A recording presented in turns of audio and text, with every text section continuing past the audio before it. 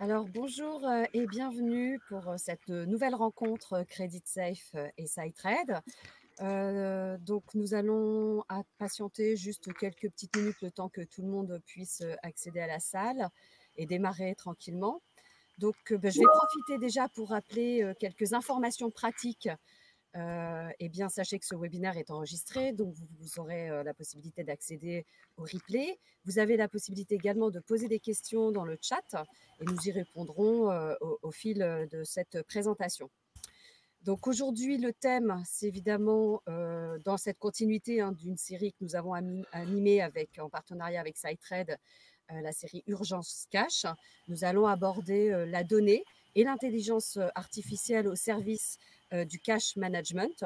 Et puis, nous aurons effectivement, en dernière partie de cette présentation, eh bien, Dany fera une démonstration du connecteur SciTrade Credit Safe qui permet justement donc d'alimenter les systèmes d'information des clients et également d'utiliser les données Credit Safe depuis l'application, la solution SciTrade.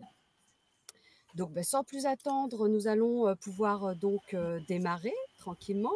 Nous allons donc d'abord faire un premier tour de table, enfin un tour de table.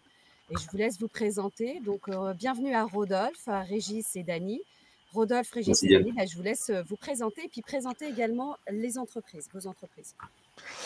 Bonjour à tous, donc moi je me présente, c'est Rodolphe Denain, ça fait plus de 9 ans que je travaille chez Credit Safe France et Belux au poste de directeur informatique. J'ai eu l'honneur de piloter la mise en production du dernier score de solvabilité de Credit Safe il y a 2 mois déjà.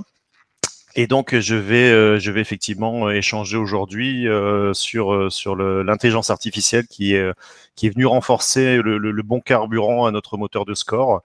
Et donc, ce sont des données en fait qu'on délivre à nos partenaires comme SciTrade. Et donc la transition est toute trouvée. Merci Rodolphe. Bonjour à tous, Régis Bergot, donc je m'occupe des alliances et des partenaires pour SciTrade. SciTrade est un éditeur software as a service qui aide les entreprises à accélérer et sécuriser le cash flow. Et pour ce faire, SciTrade brasse des millions de données qui sont la base de nos algorithmes d'intelligence artificielle pour accélérer le paiement des factures. Et Dany, je te passe la parole. Alors, Dany est en mute. Voilà, nous n'entendons pas. Voilà, et j'ai même pas l'excuse de dire oui, mais j'ai pas l'habitude d'utiliser ce genre de service puisque ça fait plus d'1 an qu'on téléconverse. Bref, donc bonjour à toutes et à tous. Moi, je suis Dany Labrana. Je suis déjà ravi d'être parmi vous aujourd'hui pour vous présenter, cet atelier. J'interviens chez SciTrade depuis maintenant 3 ans en tant que consultant avant-vente et à ce titre, mes missions consistent à présenter l'ensemble de nos offres à nos clients, mais également à nos prospects, en vue de leur faire comprendre comment les solutions de SciTrade leur permettent de répondre à leurs enjeux de cash. Merci Dany. Donc, rentrons dans le vif du sujet dans cette présentation, que vous l'avez compris, je veux dire, excusez-moi. Nous allons avoir 3 grandes parties, vraiment un focus sur les données collectées et agrégées par Credit Safe, l'intelligence artificielle qui est portée donc, par la technologie SciTrade, et puis donc un cas pratique et une démonstration du connecteur avec Dany. Rodolphe, donc voilà, peux-tu nous parler de la carte de score, des scores Credit Safe, nouvelle génération, puisque Credit Safe a changé ses cartes de score en début d'année et a lancé un nouveau score depuis le mois d'avril. Tout à fait, merci Diane. Effectivement, alors pour être plus précis, nous avons lancé notre score il y a un peu moins de 2 mois. Et c'est vrai qu'en fait, on parle d'un score de nouvelle génération chez Credit Safe parce qu'on a dopé ce score avec des technologies liées à l'intelligence artificielle. Donc j'ai un petit peu le plaisir de vous présenter en quoi on a dopé notre score, notre nouveau score à l'intelligence artificielle. Pour faire déjà une petite vision globale du sujet, le nouveau score a été construit effectivement à partir des données stratégiques et classiques de Credit Safe. On a mixé un petit peu le monde de l'open data et puis on a saupoudré le tout pour cette fameuse recette avec un petit peu d'intelligence artificielle à base effectivement de data mining et de text mining, et puis aussi un petit peu de réseau de neurones pour vous fournir ce dernier score de nouvelle génération. Voilà. Petit focus pour rappeler effectivement l'évolution des défaillances à 12 mois, parce que le nouveau score CreditSafe, ce qui prédit avant tout, c'est la probabilité de défaillance sur les 12 prochains mois d'une entreprise. Ici, un petit graphique pour vous rappeler qu'en moyenne, en France, nous observons 50 000 défaillances par an sur à peu près 11 millions de sièges actifs. En fait, on cherche à prédire des phénomènes qui se produisent, mais de façon assez rare. Donc, c'est un petit peu la difficulté des moteurs de score que vous proposent des sociétés comme CreditSafe, et essayer de prédire 0,05% de la population qui vont partir en défaillance. Un petit rappel sur ce graphique qu'on vous a montré. Hein. Sur le graphique, vous voyez en ligne horizontale, ce sont les défaillances par année, en opposition aux créations qui sont en barre verticale. Je vous l'ai dit, en moyenne 50 000 défaillances par an. Aujourd'hui, donc depuis 2020, à cause de la crise Covid, on est plutôt passé à 30 000 défaillances par an.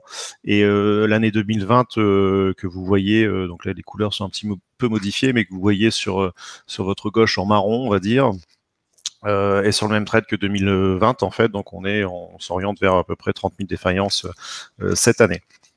Donc si je me permets de faire une petite parenthèse, on a lancé notre moteur de score donc en mai 2021. On a souvent beaucoup de questions pour nous dire oui, on parle d'un score de nouvelle génération. D'un point de vue statistique, il est évident qu'on ne s'appuie jamais sur des périodes exceptionnelles pour faire un score de prédiction de défaillance. Donc c'est ce qu'on a fait chez CreditSafe. Mais vous verrez par la suite que, comme on y a mis beaucoup d'intelligence artificielle dans ce nouveau score, on a été capable d'utiliser en fait des indicateurs liés à la crise Covid pour injecter en fait ces indicateurs dans le nouveau score de prédiction de défaillance. Donc j'aime à dire en fait que le nouveau score CreditSafe, de façon naturelle, est capable de lire des situations de crise comme on la vit actuellement, de l'interpréter et de la matérialiser à travers son score de solvabilité.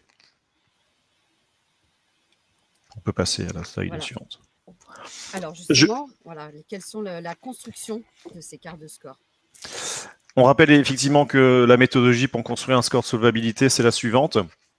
On reste sur un moteur statistique avant tout. Attention, on n'est pas juste sur du buzzword, sur l'intelligence artificielle. En fait, notre score CreditSafe n'a pas un moteur complet basé sur l'intelligence artificielle pour des raisons techniques et scientifiques. Hein. On commence à faire des moteurs on commence à faire de la modélisation basée sur l'intelligence artificielle sur des modèles qui comportent un minimum d'1 millier de variables, si vous voulez. Donc aujourd'hui, sur la prédiction de défaillance, on est plutôt sur des centaines de variables par segment, donc on n'a pas assez de variables pour orienter des moteurs de score full réseau de neurones, par exemple. Donc c'est avant tout un moteur statistique. Mais pour faire ce moteur statistique, effectivement, on va découper les 12 millions de sièges actifs de sociétés françaises, entre 11 et 12 millions, en plusieurs segments de taille à peu près similaire, pour avoir assez de variables à exprimer au sein d'un modèle de prédiction de défaillance. Donc là, ce qu'il faut retenir, c'est que chez CreditSafe, on a fait un choix assez fort, c'est-à-dire de sélectionner toutes les entreprises qui sont soumises à publication de bilan en fonction de leur taille. Donc vous voyez qu'il y a 5 cartes de score qui correspondent à ces segmentations, donc en fonction de leur taille. Et puis aussi donc les nouvellement créés qui sont soumises à publication. Et puis aussi vous savez qu'en France c'est un petit peu malheureusement une culture, toutes les sociétés qui sont soumises à publication, mais qui ont cessé de publier pour une raison que l'on ignore ou pas d'ailleurs depuis plus de 2 ans. Auquel cas on les regroupe dans la segmentation que vous voyez sur votre gauche, dans la carte qu'on appelle le segment des anciennes sociétés. Alors pourquoi on fait cette segmentation-là? Je vous ai mis la frontière en rouge sur le schéma, c'est assez clair. Aujourd'hui, une société comme CreditSafe gère plus de 1 500 000 bilans par an. Donc c'est quelque chose qui est colossal. Vous savez qu'aujourd'hui en France, on a l'opportunité de saisir les bilans aussi en confidentiel, semi-confidentiel avec les dernières lois Macron, ce qui fait que une société comme CreditSafe va chercher ces données au niveau des greffes. va les collecter et aujourd'hui, si malgré le fait que les sociétés peuvent publier en semi-confidentiel ou en confidentiel, donc semi-confidentiel sont les sociétés qui font le choix de masquer leur compte de résultats, si ces sociétés ne veulent toujours pas publier, CreditSafe, grâce aux outils d'intelligence artificielle et puis de plateformes de big data, est aussi capable de numériser et de digitaliser lui-même les bilans des sociétés tierces. Donc c'est pour ça qu'on arrive à un capital assez conséquent sur la donnée financière, et c'est vrai que cette donnée financière constitue un très bon carburant pour scorer les entreprises au niveau de la prédiction de défaillance. Tous nos modèles, en fait, chaque segment de nos cartes de score, en fait, vont être validés d'un point de vue statistique. Une fois qu'on a découpé nos cartes de score sur plusieurs segments, d'un point de vue statistique, on va valider que le score est plus pertinent que l'ancien score, qui était déjà assez prédictif, notamment avec l'aide des méthodologies statistiques et mathématiques. Là, en l'occurrence, on vous a mis la méthode des coefficients de Gini, en fait, qui va permettre de mesurer la bonne distribution d'un score. Vous savez que chez CreditSafe, ça va de 0 à 100. 0 étant la plus mauvaise note, 100 étant la meilleure note, avec la probabilité de défaut la plus minime pour partir en défaillance dans les 12 prochains mois.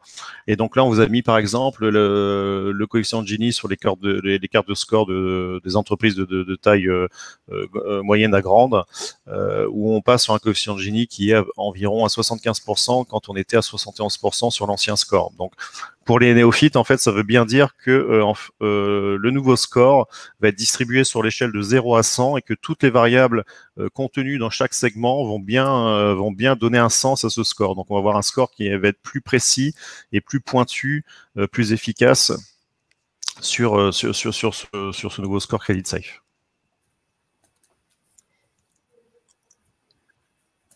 Alors, quelles sont les variables qui permettent qui constituent ce score? Alors, comme mon temps de parole est limité, j'ai fait le choix, et comme le thème de notre webinaire du jour, c'est axé sur l'intelligence artificielle. On a fait le choix ici de faire un petit focus sur effectivement ces variables qui prennent tout leur sens dans les nouvelles cartes de score CreditSafe et qui sont affinées par les méthodologies d'intelligence artificielle. Donc en l'occurrence, je vous parlais en introduction de data mining. En l'occurrence, avec l'avènement de l'open data, c'est une source d'information très riche. On a la chance aujourd'hui d'avoir en France, c'est pas vrai dans toutes les entités européennes, mais en France, on a un peu un éclatement des données qui sont disponibles en open data. Et donc aujourd'hui, on est capable d'aller consulter, si vous voulez, les documents officiels via l'INPI, et grâce au text mining, c'est une méthodologie de data mining, mais ça c'est lié au texte. On va identifier dans ces documents officiels, on va être capable de réidentifier un petit peu l'actionnariat, la part de détention d'une entreprise A vers une entreprise B, et par conséquent aussi de mieux déterminer un petit peu les bénéficiaires effectifs. Donc les bénéficiaires effectifs, c'est une information intéressante dans une carte de score, mais ça l'est d'autant plus dans les informations de type KYC, Know Your Customer, qui peuvent s'appliquer dans les lois de compliance, dans les lois Sapin 2. Donc ça, c'est un autre créneau chez CreditSafe. J'en parle rapidement parce qu'on ne fait pas que du scoring chez CreditSafe, faut pas l'oublier non plus. Mais pour revenir sur le text mining et cette capacité qu'on a maintenant de reconstituer des liens d'affiliation, on est en fait tout simplement capable de reconstituer des groupes, des structures de groupes au niveau des entreprises de France et de Navarre, parce que le système d'information CreditSafe, vous savez que nous sommes une société internationale, ne se limite pas qu'à la France. Alors vous me direz, c'est bien de constituer des groupes, mais en quoi c'est important dans la solvabilité? C'est très simple. On sait très bien que dans la solvabilité, en fait, dans la prédiction de défaillance, une société qui appartient à un groupe part beaucoup moins souvent en défaillance qu'une société qui n'appartient pas à un groupe. Notamment le domaine d'application suivant. Diane, si tu veux bien passer à la slide suivante. Merci. Un cas concret, en fait, vous savez que les capitaux propres négatifs, les capitaux propres d'une société sont un facteur très important. C'est un facteur qu'on va regarder dans la prédiction de défaillance de façon très précise. Et c'est vrai que dans l'ancien score, une société qui avait un capital propre négatif envoyait un signal très négatif sur sa durée de vie, donc sur sa prédiction de défaillance, et qu'avant, dans le score CreditSafe, c'était une variable assez binaire qui était lue de façon très binaire, à savoir, c'était un score en dessous de 30 sur 100 et puis pas de limite de crédit.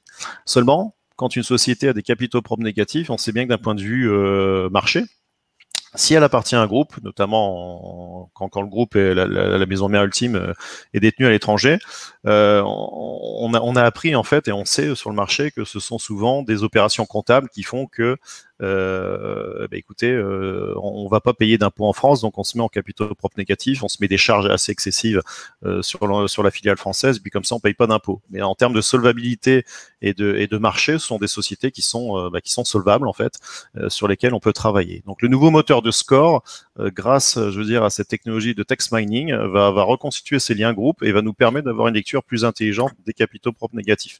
Pour les néophytes, je rappelle quand même que les capitaux propres négatifs signifient qu'une société perd tellement d'argent qu'elle est obligée de piocher dans ses propres capitaux pour se renflouer. Donc vous imaginez un petit peu les conséquences. Il n'y a pas beaucoup de banques qui réinvestissent en fait sur ce genre de société. Et donc sur la prédiction de défaillance, ce sont quand même des signaux qui sont globalement négatifs. Ici, on vous a mis un petit graphe. Quand ça n'appartient pas effectivement à un groupe, on reste, vous voyez, on est quand même plutôt sur le rouge orangé, hein, sur la notation, même si aujourd'hui on a aussi des indicateurs financiers qui laissent, qui s'ils sont positifs, vous laissez une petite limite de crédit chez CreditSafe. Alors, autre variable, Rodolphe, parce que c'est vrai que d'autres variables sont prises en considération. Tout à fait. Je vous parlais en introduction de l'effet de la crise. D'un point de vue statistique, en fait, quand on construit un score, on prend une période d'observation assez récente des sociétés. Hein, ça, on va pas le nier. On va pas prendre une période d'observation basée en 2010 si on lance un score en 2021. Par contre, comme je vous l'ai dit en introduction, on a le caractère exceptionnel de la crise que l'on vit aujourd'hui. Donc je refais un petit historique sur le caractère de la crise que l'on a pu vivre aujourd'hui. J'essaye de synthétiser parce qu'après il faut que je laisse la parole à nos amis de SciTrade. Le groupe CreditSafe a été un des premiers acteurs du marché à fabriquer son propre indicateur d'exposition à la crise Covid, si vous voulez. Un indicateur qui était sur deux positions. Une première position qui était un indice sectoriel, qui est la lettre de A à D. Et donc ça, c'est un indice sectoriel qui prévient d'une source officielle qui est brevetée, qui est validée par l'INSEE. L'INSEE vous dit que tel secteur d'activité va être peu exposé ou très exposé à la crise Covid. Hein. On connaît les bars-restaurants, les boîtes de nuit vont être notées à D. Les entreprises financières comme CreditSafe vont être plutôt sur du A, du B, ou comme SciTrade vont être sur du A et du B. Bon, ça c'est un indicateur qu'on prend de façon comptant. Comme je vous l'ai expliqué en amont, on a beaucoup de données financières chez CreditSafe grâce aux publications de bilan et puis aussi aux publications indirectes que l'on reçoit chez CreditSafe, qu'on est capable de numériser et d'intégrer dans nos bases. Et grâce à ces données bilancielles et financières, on a calculé 4 ratios, donc le ratio d'endettement, le ratio de performance, le ratio de liquidité et le ratio de balance. On a fait une moyenne de ces 4 ratios financiers-là et on a créé un indicateur qu'on a appelé l'indicateur d'entreprise, qu'on a juxtaposé avec l'indicateur INSEE. Donc une moyenne de 1 à 4, donc on peut avoir un score de A4, C2, C3, qui est notre score d'exposition au Covid. Et donc on a publié ça assez rapidement en mai l'année dernière, je pense, 2 mois après la première crise de Covid. Et comme on était en finalisation de notre nouveau moteur de score, on a exposé ces variables financières, ces ratios financiers, on a regardé si c'était prédictif dans la défaillance sur des périodes d'activité normales. Et donc, comme on peut vous le montrer sur ce schéma, on s'aperçoit que les ratios de performance, quand ils sont assez négatifs, quand ils arrivent sur la lettre D, on a un taux de pourcentage de chances de défaillir à 12%. On a observé qu'il y a 12% des entreprises qui avaient un ratio de performance à D, donc 1 sur 10 qui partaient en défaillance dans les 12 prochains mois. Donc donc c'est quand même très discriminant dans la prédiction de défaillance. Donc on a concaténé ces 4 ratios-là, et ces 4 ratios-là, comme ils sont prédictifs dans la défaillance, ils sont partie prenante de notre moteur de score. Et donc aujourd'hui, j'aime à dire que notre nouveau score 2021 lit correctement une crise comme la crise que l'on vit actuellement. Il la lit naturellement, il la retransmet dans son moteur de score. On revient aussi sur effectivement donc c'est de l'intelligence artificielle. Alors là pour le coup c'est l'intelligence plutôt informatique, hein, c'est l'intelligence statistique que je viens de vous expliquer sur les indicateurs Covid qu'on a réintégré dans notre nouveau score CreditSafe. mais c'est quand même un point très fort de notre nouveau score. Effectivement, tous nos concurrents n'ont pas eu le loisir de sortir un score et n'ont pas eu le loisir d'apprendre ce que CreditSafe a pu apprendre sur l'exposition au Covid. Après, de façon traditionnelle et historique, vous savez que CreditSafe, en termes de variables, est la société qui suit le plus d'entreprises sous privilège en France. Donc, qu'est-ce que c'est que suivre une entreprise en privilège? En fait, c'est démarcher les greffes, c'est acheter un abonnement au greffe en ce qui concerne un certain nombre d'entreprises, donc un prix unitaire qui varie entre 7 et 10 euros quand même, que vous payez au greffe. Et vous payez un prix unitaire de 7 à 10 euros par entreprise que vous allez surveiller au greffe. Donc, CreditSafe suit en moyenne 200 000 entreprises au niveau des privilèges URSSAF et Trésor au niveau des greffes. Et en fait, dès qu'une société reçoit un privilège URSSAF ou Trésor, en fait, CreditSafe est prévenu. Alors, pourquoi CreditSafe est la société qui suit le plus de privilèges sur le marché? Tout simplement parce que le suivi privilège a un impact très puissant sur la prédiction de défaillance. Là, on vous a mis un tableau, donc tout secteur d'activité confondu. Vous voyez, quand une société obtient 2 privilèges, elle a à peu près 21%, donc plus d'une chance sur 5 de partir en défaillance dans les 12 prochains mois. Quand elle reçoit son 3e privilège, on est déjà à plus d'une chance sur 3 de partir en défaillance sur les 12 prochains mois. Donc c'est quelque chose qui est très discriminant, qui est très important, et c'est une donnée en fait qui est importante dans un moteur de score. Donc effectivement, grâce à l'intelligence artificielle, nous avons fait le choix d'optimiser ce pôle de 200 000 entreprises sous suivi privilège à l'aide effectivement de réseaux de neurones. Donc c'est ce que je vous expliquais un petit peu en préambule et en introduction. On a une technologie de réseau de neurones qui est capable d'apprendre elle-même, qui va regarder sur une période d'historique ce qui se passe sur les 11 millions de sièges actifs en France, et qui va observer d'elle-même les sociétés qui vont recevoir des privilèges. Et donc là, on a juste fait un moteur en fait qui est capable de dire avec une précision de 75%. En entrant, on va lui mettre une liste de sirènes, si vous voulez, et sur chaque sirène, sur une précision de 75, de 3 chances sur 4, va vous dire oui ou non si cette société-là mérite d'être sous suivi ou pas. Et donc, grâce à ce genre de technologie, chez CreditSafe maintenant, on optimise en fait le choix des 200 000 sociétés qu'on met sous suivi privilège pour les collecter et pour mieux prédire la défaillance. Ça aussi, c'est quelque chose d'important. On peut dire que c'est l'intelligence artificielle qui est à notre service et qui nous met un gain de qualité dans nos algorithmes de prédiction de défaillance. Voilà, donc c'était la 4e variable. Et donc, 5e variable, les sanctions du CRF. Tout à fait. Alors là, ici, c'est pour résumer, pour passer rapidement la parole à nos amis de SiteTrade qui exploitent la data CreditSafe à travers leurs connecteurs. C'est juste pour effectivement expliquer la puissance de l'open data que j'évoquais en introduction.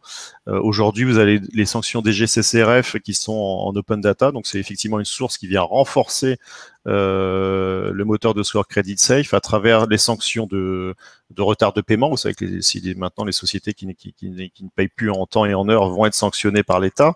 Donc ça, ce sont des données qu'on perçoit grâce à l'open data, mais aussi des données qui vont être plus intéressantes sur un marché où on va pas forcément avoir le plus d'informations possibles, notamment les sanctions, les contrôles sanitaires, qui vont avoir lieu dans les restaurants, dans les bars, dans les hôtels, où là on n'a pas forcément le plus d'informations financières à notre disposition, mais ce sont des informations qui vont pouvoir, là on vous a donné l'exemple, suite aux les entreprises qui ont des contrôles sanitaires où il faut une action corrective de manière urgente, ont un taux de défaillance à 6,2% dans les 12 prochains mois. Donc 6 entreprises sur 100 qui reçoivent ce genre d'avis négatif, on va dire, sur le contrôle sanitaire de leur restaurant, vont partir en défaillance dans les 12 prochains mois. Donc ça aussi, c'est une variable qui est intégrée dans notre nouveau moteur de score. Et quand on a un peu moins d'informations financières, quand on a un peu moins de bilan, c'est quelque chose qui vient renforcer la prédictabilité de notre score. Un petit slide aussi pour expliquer qu'il n'y a pas que l'open data, effectivement, il y a aussi les données CreditSafe sur lesquelles on investit énormément, donc les actions en justice, le nombre de fois qu'une entreprise apparaît devant un tribunal de commerce en tant que défendeur et très prédictif dans la prédiction de défaillance. Ici, un petit schéma, tout secteur d'activité confondu, parce que bien évidemment notre moteur de score a l'intelligence de savoir que sur certains secteurs d'activité, c'est la norme, c'est peut-être plus que 3 actions en justice que 2, mais là en moyenne, vous voyez qu'à partir de déjà une action en justice, c'est assez prédictif sur la défaillance, mais à partir de 2, on est entre une chance sur 4 et une chance sur 5 de partir en défaillance. Donc ça, c'est de la donnée que CreditSafe a à sa disposition. Et aujourd'hui, un acteur sur le marché qui veut prédire une défaillance dans les 12 prochains mois, qui n'a pas cette donnée-là, pour moi, c'est pas sérieux.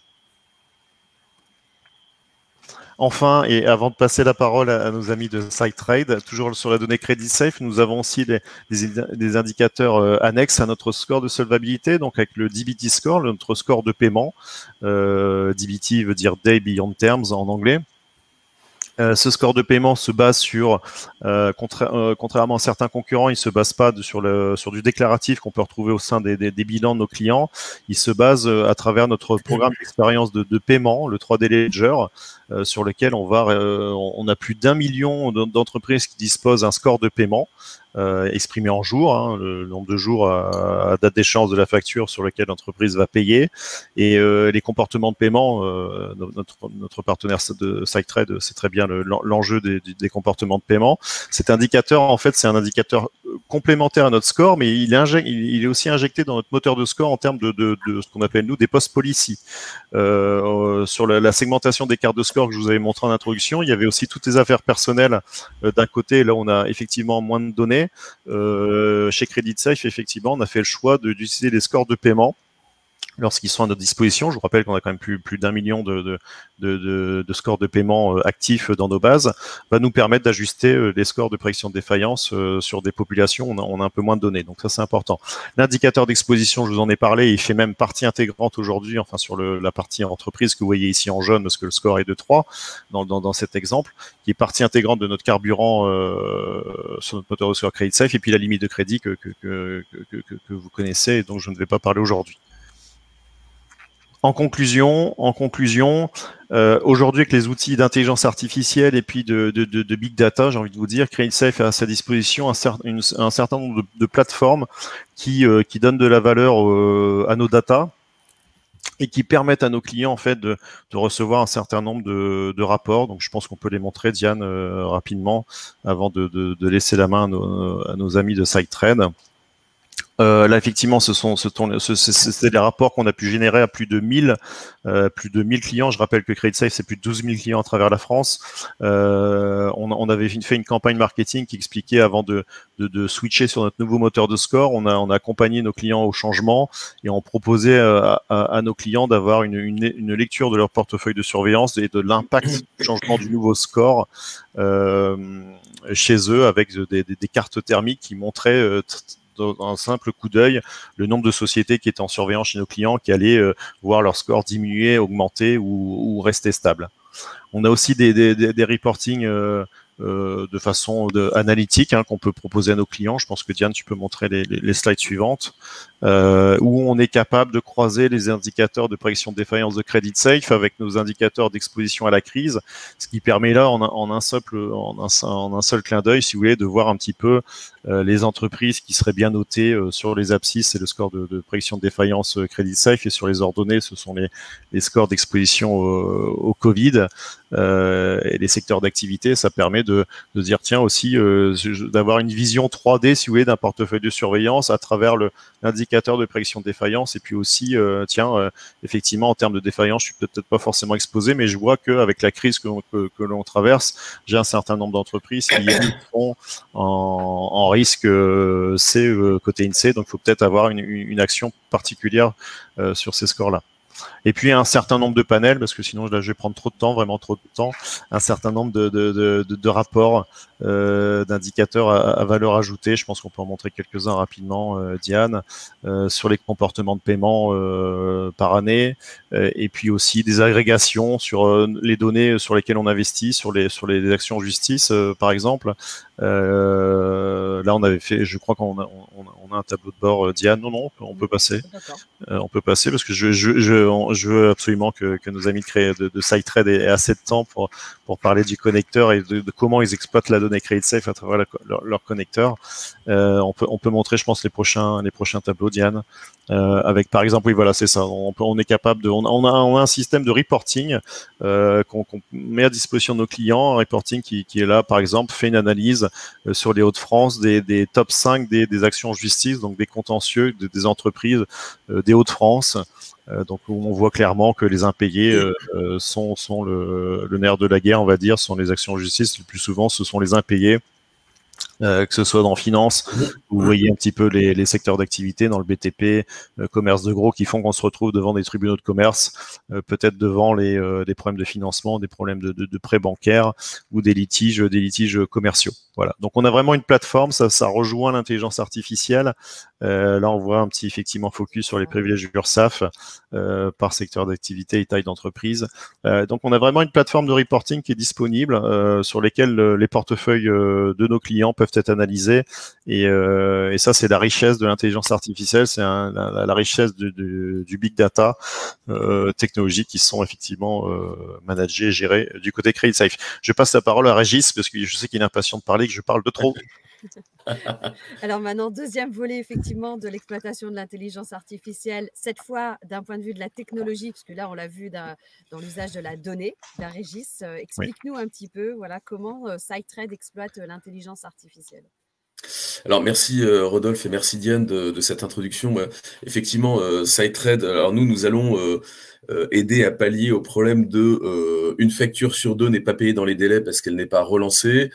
Un litige sur une facture génère 44 jours de délai de recouvrement en plus. Donc SiteTrade aide les entreprises. Donc nous sommes un éditeur software de service, comme je l'ai dit, puisqu'on a des contrats d'abonnement sur 36 mois pour aider les entreprises à accélérer le cash flow. Et pour cela, on brasse de la donnée, donc on brasse des factures, on reçoit les pièces comptables des entreprises pour faire tourner nos algorithmes et générer des prédictions, des actions. Et pour cela, on s'appuie sur notre intelligence artificielle qui s'appelle Amy et qui permet, grâce aux données et par secteur d'activité, par entreprise, d'animer ce data lake où il y a 2,4 milliards d'euros de flux de transactions, soit 485 millions d'expériences de paiement qui transitent sur cette plateforme qui est ISO 27001. Donc, c'est un cloud, c'est un software as a service sur lequel on investit massivement en R&D pour aider nos clients. Nos clients sont des grandes entreprises qui ont beaucoup de factures en B2B et qui ont ce cauchemar du DSO, du délai de paiement qui augmente, des litiges qui peuvent augmenter, notamment avec la crise, puisqu'on a vu, on a sorti un site qui s'appelle Invoice Tracker et où on voit qu'il y a quand même une tension sur le DSO. Et donc, il est important d'avoir les bonnes solutions et les bonnes technologies. Que fait la plateforme? La plateforme, en fait, la plateforme SiteTrade va s'assurer de relancer. Donc, on va segmenter les clients. On va faire une segmentation dynamique en fonction de leur comportement de paiement. Et donc, on va segmenter des clients et on va leur appliquer des workflows de relance pour obtenir le paiement des factures. La plateforme, évidemment, fait de l'analyse de risque, notamment en intégrant des données CreditSafe, et on y reviendra, sur quels sont les clients à risque, quelles sont les limites de crédit, en intégrant des données notamment dans l'assurance crédit. La plateforme fait également du reporting et du pilotage sur métaux déchus, la balance AG, les encours. Et c'est une plateforme aussi de collaboration, puisque le cash, c'est un enjeu de chacun dans l'entreprise, de toutes les parties prenantes. Et donc, pour développer la culture cash, c'est la partie collaboration, notamment pour gérer les litiges avec la partie CRM. Voilà, c'est ce qu'on appelle la cash culture. Donc toutes ces données, en fait, le cœur du débat d'aujourd'hui, c'est de se dire la force de SiteTrade, c'est la donnée, c'est évidemment les algorithmes, c'est évidemment les processus. Et ces données, c'est les pièces comptables, c'est les factures, et ça permet de prévoir trois choses. Alors, si on passe à la slide d'après, voilà, ça permet de prévoir trois choses. Il y a d'une part le premier étage de la fusée, tout en haut, c'est prédire les retards de paiement. On voit le chiffre 56 et le chiffre 46. En fait, c'est de dire mes clients, donc on va analyser les données d'une entreprise, ces données de paiement, ces factures, ces factures depuis un certain temps, et on va lui dire, voilà, vous êtes payé à 56 jours, mais ces mêmes clients en moyenne sur le marché, parce qu'on a les chiffres, paye à 46 jours. Et donc, à chaque fois, on se dit qu'on peut gagner du temps, soit sur les jours de délai contractuel, soit sur les jours d'excès. Ça, c'est la première chose. Donc, c'est très important. C'est est-ce que le client est bien dans ces délais de paiement ou pas? Est-ce qu'il y a des actions à mener? Et ça, c'est fondamental pour actionner l'action, enfin, activer et organiser l'action des credit managers. La deuxième chose, c'est on peut prédire quand est-ce que le client va payer. On connaît les dates des trains de paiement des clients. Et donc, ce qu'on dit classiquement, c'est que ce soit dans les centres de services partagés ou dans les solutions de paiement des clients, s'il y a un train de paiement qui passe le 25 du mois, c'est pas la peine de faire une relance le 24, puisque un coup de fil, ça coûte 15 € dans un centre de services partagés. Et donc, c'est prédire la date de paiement. Et la dernière chose, l'intelligence artificielle permet de prédire le bon média de relance et la bonne action de relance au bon moment. Quelle est la meilleure action pour obtenir le paiement de la facture? Et ça, Dany va vous l'expliquer tout à l'heure. Voilà, ce qui fait que les résultats de l'IA, donc l'intelligence artificielle, on l'a appliqué dans un certain nombre de grands comptes, dont un de nos clients qui n'est pas là. Là, on voit Manpower, mais il y a aussi le cas de Veolia, il y en a d'autres. L'IA, finalement, c'est comme un GPS, ça propose des actions de paiement de façon automatique à l'agent de recouvrement, par exemple sur un certain style de compte, et ça permet d'augmenter de 50% l'efficacité des recouvrements, c'est-à-dire le paiement dans les 5 jours. Donc, on augmente l'efficacité des actions de recouvrement, on relance mieux et on relance moins. C'est ça l'intérêt de l'IA. Donc, on améliore la relation client. Donc, il y a un enjeu de relation client, il y a un enjeu d'efficacité des équipes, et ça permet aux équipes de se focaliser sur les cas les plus complexes. Voilà. Donc, voilà, ça permet de lisser le travail des agents, et c'est vraiment une aide. Ça génère de l'interaction client, parce qu'on a des retours d'expérience comme quoi on contacte plus de clients, on les relance plus, ça peut générer plus de litiges, puisqu'il y a des clients qui n'avaient jamais été relancés, mais qui se trouvent relancés et qui avaient l'habitude de ne pas réellement payer dans les délais. Mais il y a vraiment un apport extrêmement efficace que SideTrade est un des rares acteurs du marché à proposer. C'est pour ça que je vous encourage à vous poser la question de l'efficacité du recouvrement, ce qui me permet de passer la parole à Dany sur la partie démonstration concrète, comment ça se passe. Merci Régis. Merci beaucoup Régis, et puis également merci à Rodolphe pour avoir déjà bien introduit le sujet qui nous occupe aujourd'hui, à savoir la data. Comment j'exploite cette data pour, in fine, puisque c'est également au travers de ce que disait Régis, au travers d'une solution technologique, on va exploiter la data pour essayer de définir une politique de crédit visant à sécuriser le cash. Juste, je me permets de faire une petite aparté sur des chiffres qui ont été donnés tout à l'heure. Alors, ça peut sembler vertigineux, et c'est pour ça, je pense qu'il y a eu cette petite erreur. C'est 2400 milliards d'euros qu'on scrute au travers de la plateforme SideTrade, et non pas 2,4 milliards. Donc, nos clients, nos plus de 2000 clients, nous confient leurs données de facturation, leur flux de facturation, et c'est à partir de ça qu'on va être capable d'exploiter et d'identifier des comportements de paiement. Voilà, je tenais juste à le préciser parce que c'est quand même un volume de données assez important.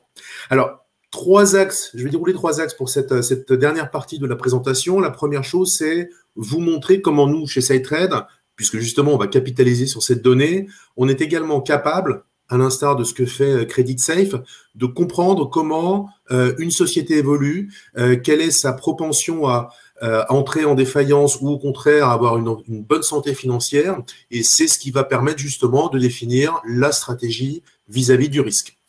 La deuxième, le cœur également du sujet, c'est comment on va exploiter la donnée de CreditSafe, puisque comme nous l'a présenté Rodolphe, CreditSafe fournit de la donnée, est en permanence à la recherche de nouveaux indicateurs qui vont s'appuyer sur l'intelligence artificielle. Donc, on a un ADN commun entre SideTrade et CreditSafe sur justement l'exploitation de cette donnée. Donc, comment, avec la donnée de CreditSafe, on est également capable d'enrichir cette politique de crédit.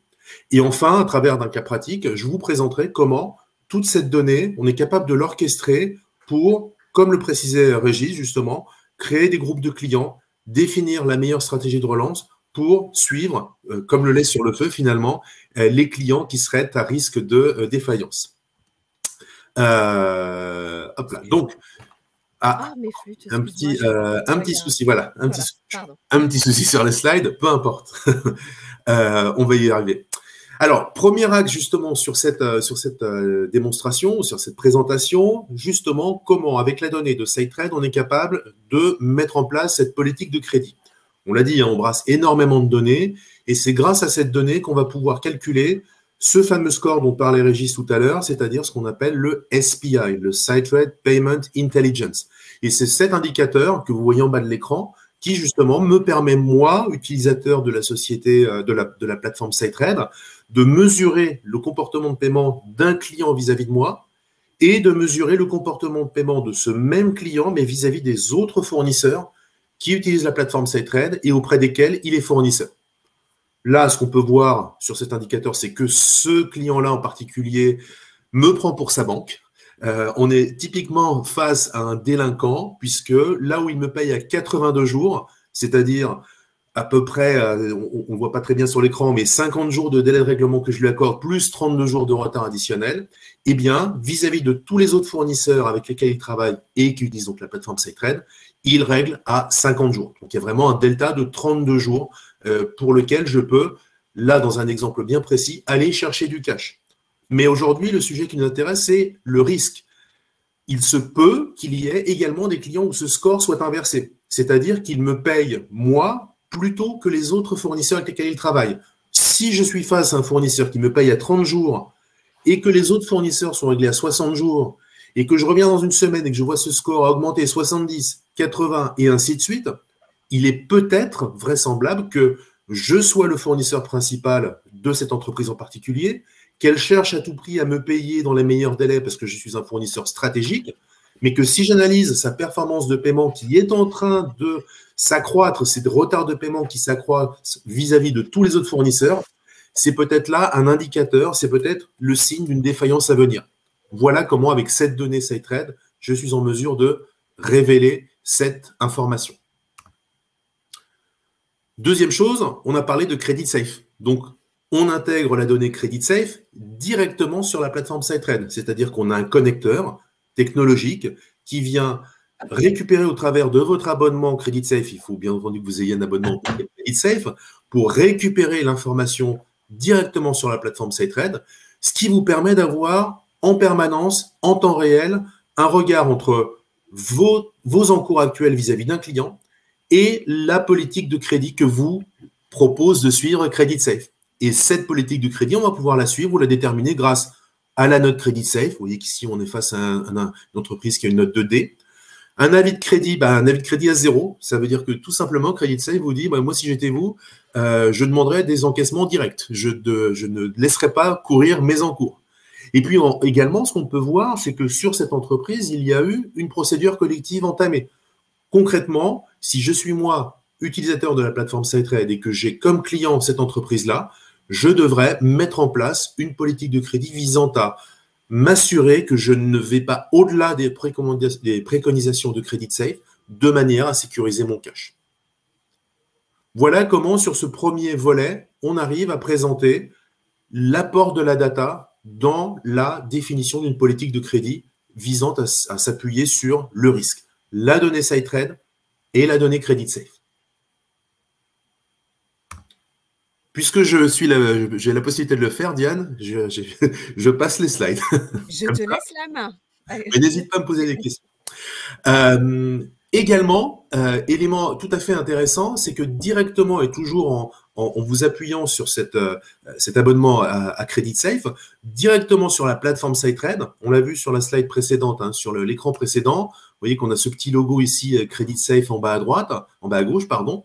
Eh bien, en cliquant dessus, vous allez avoir accès à l'intégralité de la fiche client de CreditSafe et également, du coup, mesurer ou consulter toutes les informations que vous a présentées Rodolphe, dont le score DBT, qui est finalement assez proche du SPI, et toutes les données, tous les nouveaux indicateurs qu'ils ont pu mettre en place justement au travers de cette crise sanitaire. Notamment ici, on voit l'indicateur d'entreprise avec cette note de B ici. C'est une entreprise dans le secteur agricole, mais néanmoins ici, sur le rouge, on prend en compte également la santé de cette entreprise en particulier. Oui, Oui, petite précision, c'est vrai que dans la plateforme SiteTrade, vous avez la possibilité de consulter les données, les informations, et également d'être redirigé sur l'intégralité du rapport construit par CreditSafe, parce que c'est vrai que CreditSafe a pris tout de suite cette position sur le marché, c'est de restituer l'intégralité des informations collectées pour chaque entreprise. C'est pour ça que vous trouvez toutes les natures de données et tous les indicateurs, tous les scores créés par CreditSafe. Et même pour aller un peu plus loin, Diane, directement sur la plateforme SiteTrade, via cette consultation, on a également des clients qui vont, dans une politique de onboarding, d'intégration de nouveaux clients, mesurer avant même de créer une fiche client, avant même de passer ou de prendre la première commande, de s'assurer de la santé financière du client, donc soit au travers de ce score CreditSafe, soit également au travers du SPI, puisque cette entreprise qui est nouvelle pour un client n'est peut-être pas un inconnu, c'est peut-être déjà un client de la planète, entre guillemets, de la famille SiteTrade. Ah oui. J'aborde maintenant le dernier volet de cette démonstration, à savoir comment maintenant mettre en place, comment actionner cette data pour mettre en place une politique de credit and collection qui s'appuie sur la mesure du risque. Régis en a déjà parlé, en fait, la philosophie de la plateforme, c'est de segmenter vos clients, de créer des groupes de clients homogènes sur lesquels on va dérouler des stratégies de relance adaptées, soit par le biais de workflow, soit par l'analyse comportementale et donc de l'intelligence artificielle. Sur la plateforme SiteTrade, on dispose de 183 indicateurs pour définir ces groupes. Et parmi ces 183 indicateurs, on dispose aujourd'hui, mais ça peut évoluer bien entendu au fur et à mesure que CreditSafe développe de nouveaux outils et de nouveaux indicateurs. Mais aujourd'hui, vous avez 13 critères à votre disposition qui s'appuient sur la data CreditSafe pour définir ces groupes de clients. Là, j'ai pris un exemple, je vais vous le décrire parce que c'est assez petit, mais c'est un groupe de clients qu'on a défini comme étant des clients à risque. Et quelles sont les données dont on s'est servi pour définir ce groupe de clients à risque? On a dit, bah voilà, je vais mettre dans ce groupe tous les clients dont la note CreditSafe est D ou E. Tous les clients pour lesquels une procédure collective a été identifiée. Et enfin, tous les clients pour lesquels la vie de crédit fournie par CreditSafe a été dégradée sur les 10 derniers jours. En quoi est-ce que cette segmentation, comme le disait Régis, est dynamique? Eh bien parce que tous les jours, SiteTrade va vérifier, parmi les informations dont on dispose, quels sont les clients qui devraient basculer d'un groupe de clients standard, entre guillemets, à un groupe de clients à risque, encore une fois, en s'appuyant sur tous ces éléments-là. Donc, une fois qu'on a défini ces groupes de clients, il ne nous reste plus qu'à définir la stratégie de relance que l'on souhaite utiliser. Sur cet exemple-ci, j'ai utilisé ou j'ai configuré un workflow qui, du coup, va s'appliquer aux clients qu'on appelle bons payeurs. Donc, pour tous les clients qui sont catégorisés bons payeurs, on va définir des actions de relance qui vont s'appuyer sur un calendrier, vous voyez, assez peu fourni en termes d'actions. Il n'y a que 6 actions au total et qui va se dérouler sur une période de 100 jours. On démarre sur une première pré-relance, entre guillemets, à J-10 par rapport à la date d'échéance. Et puis, vous voyez qu'ensuite, 15 jours après la date d'échéance, on a un coup de téléphone, 40 jours après, un autre coup de téléphone, et enfin, on ne sort la carte, entre guillemets, mise en demeure qu'après 90 jours. Donc ça, c'est une stratégie qu'on pourrait tout à fait employer pour les bons payeurs. Elle est assez diplomatique, entre guillemets. En revanche, et là, je vais passer sur… alors, du coup, comment elle se matérialise justement pour un client qui est non à risque? Eh bien, vous voyez qu'ici, on a cette société. Là, c'est l'agenda de recouvrement où on retrouve ici la note CreditSafe. On retrouve ici l'action de relance téléphonique que doit effectuer l'agent de recouvrement. Et effectivement, on voit bien que cette entreprise, elle fait partie du groupe des bons payeurs. On retrouve bien ici la stratégie de relance qu'on avait décidé d'affecter à ce groupe de clients. Et comme aujourd'hui, on a une facture qui est échue depuis maintenant 19 jours, eh bien, on se retrouve par rapport à ce workflow entre le plus 15 et le plus 40. Et c'est donc bien aujourd'hui une action de relance téléphonique que je devrais effectuer. La prochaine, c'est la relance téléphonique numéro 2 qui n'interviendra que 40 jours après la date d'échéance. Maintenant, penchons-nous un peu plus en détail sur un client ou sur un groupe, sur une stratégie de relance pour des clients à risque. Eh bien, vous voyez qu'ici, pour cette stratégie de relance, on a un calendrier d'action qui est beaucoup plus fourni. On a 8 ou 9 actions sur un calendrier beaucoup plus restreint. On commence à -10, on finit à 60. Et puis surtout, on a une fréquence beaucoup plus accrue entre les différentes actions. Vous voyez qu'on a deux pré-relances, puis une relance à J+5, une autre à J+10, on va faire intervenir le responsable régional, etc., etc.